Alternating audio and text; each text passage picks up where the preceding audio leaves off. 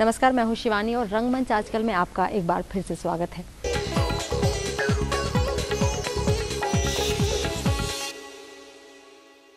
भोजपुरी भाषा के महान नाटककार स्वर्गीय भिखारी ठाकुर अपने आसपास की समस्याओं पर लिखे नाटकों से ही जाने जाते थे, जिन्हें जिंदगी का नाटककार कहा जाता था।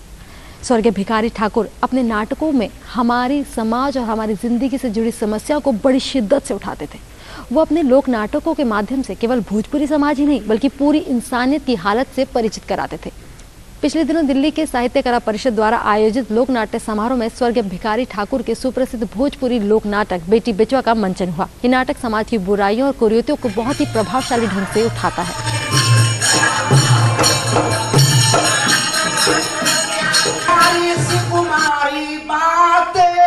नींद परत ना दीने राते बबुई के कहीं शादी करी और रुपया लेके घर में धरी। सुनो प्याऊ बात हमारी, निंदा हो जगत में भारी। जब बेटी के बेचवा मांस असू के जगत करी पहाड़। जगत केहू कैसे के जाने हमरे तहरा भइल जवानी।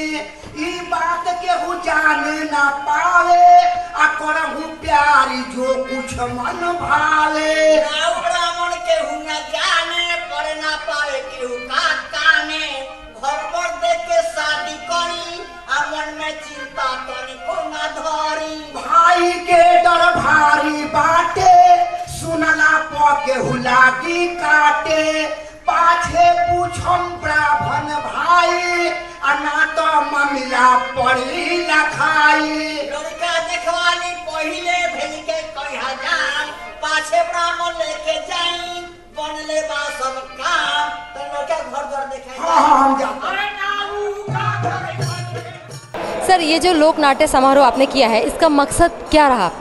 ऐसा है कि लोक कलाएं, जो लोक नाट्य परंपरा है, वो लगभग लुप्त सी होती जा रही है और शहरों में तो ख़ास तौर से देखने को मिलती नहीं है। इसी को बढ़ावा देने के लिए कि ये लोक कलाएं, लोक नाटक ज़िंदा रहें और लोग उसको देखें, शहरों में भी लोग उसको देखें, इसी चीज़ को ध्यान में रखकर साहित्य कला परिषद लगभग 2 दशक से लोक नाट्य समारोह का आयोजन कर रही है।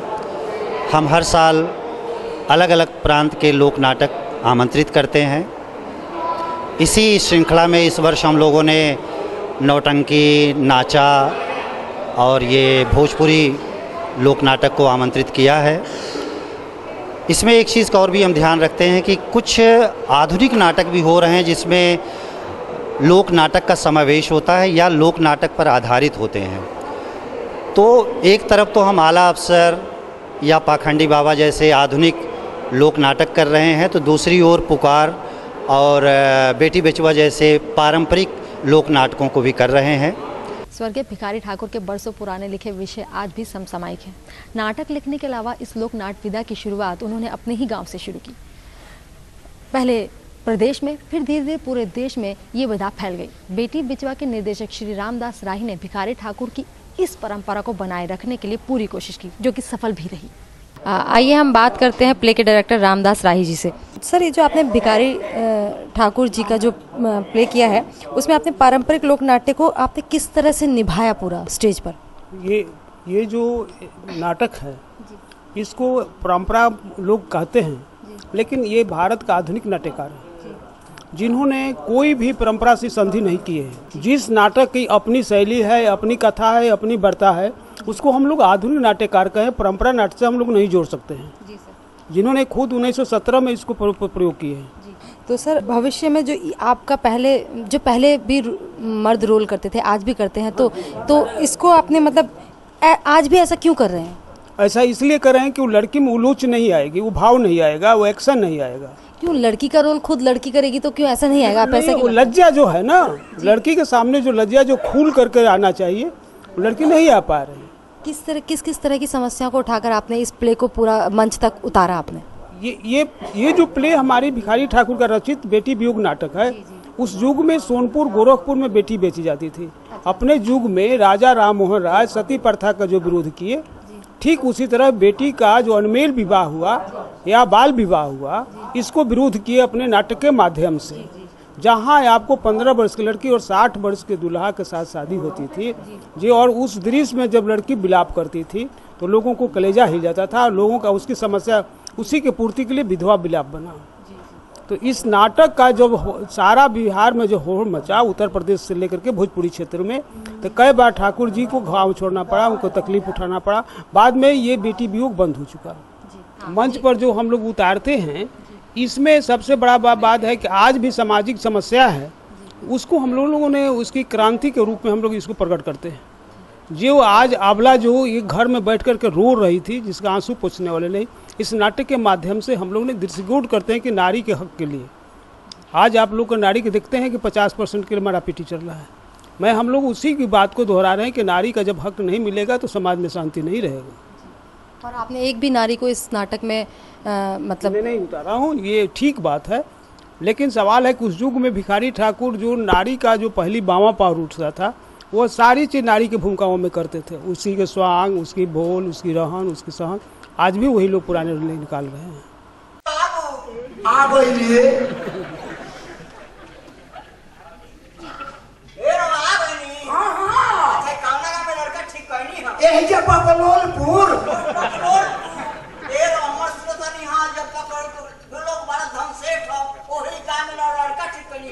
गाँव में लड़का ठीक कैली है। लड़का खूब बढ़िया रिष्ट पुष्ट बा। हाँ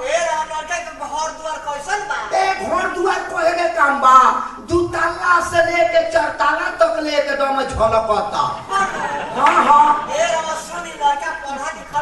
अरे लड़का तो पढ़ के फेंक दे बा।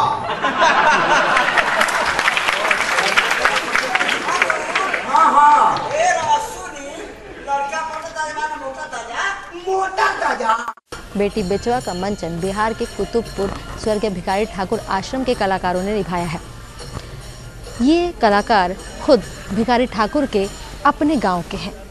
आज भी परंपरा के अनुसार इस नाट्य दल में स्त्री पात्र की भूमिका पुरुष कलाकार ही निभाते हैं।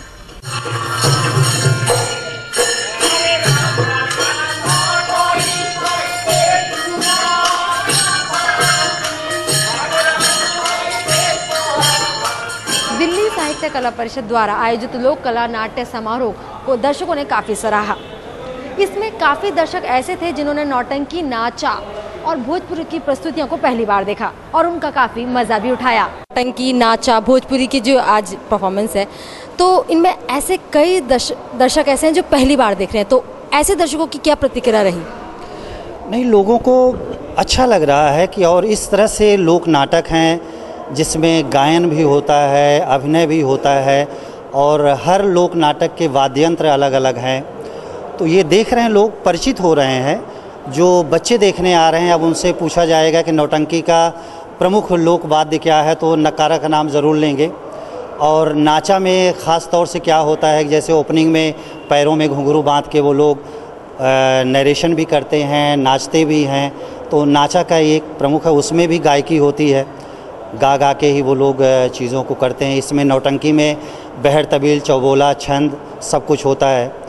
तो कम से कम जो लोग देख रहे हैं वो उस लोक परंपरा से परिचित तो हो रहे हैं और उनका रिएक्शन बहुत अच्छा है। बिहार के इस लोक नाट्य शैली के संसाधनों और कला प्रेमियों का अभाव होता जा रहा है। सिर्फ ये नहीं, अन्य लोक नाटकों का भी यही हाल है। लोक नाटकों के विकास के लिए आपको, हमें और सरकार को आगे आने की ज़रूरत है। रंगमंच आजकल में हम आपको रंगमंच से जुड़ी समस्याओं और नए नए नाटकों से यूं ही रूबरू करवाते रहेंगे। तब तक के लिए टिल देन बाय।